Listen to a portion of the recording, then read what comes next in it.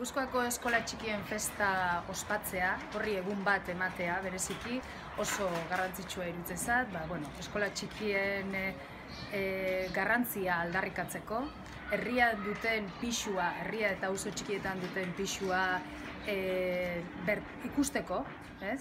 Eta beste aldetik, 26 eskola txikiak nolabait elkartzen gara zenbait unetan eta hau izango zen une berezi bat, bai? Denak elkartu, ikusi zein indar daukagun, bai guraso, bai ikasle, irakasle denok elkarrekin egiten dugun indar horrekin, eta, itzaki horrekin elkartu eta egun poli bat pasa, giro honian, kontutan izan da egin dugun esfortzu handia, baina benetan pena merezi duela.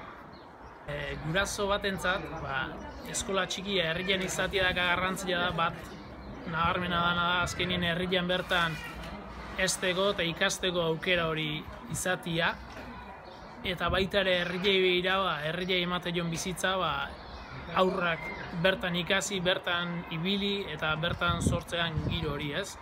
Bai, momentu hortako, ikasten ari dira momenturako, eta etorkizunari begirare azkenian, sortzeian dinamika horiek balio dezaketelako, mila gauzetan aurre egiteko eta sortzen dalako jarrera bat, elkartasun eskua eta aurrea gauza egiteko indar hori.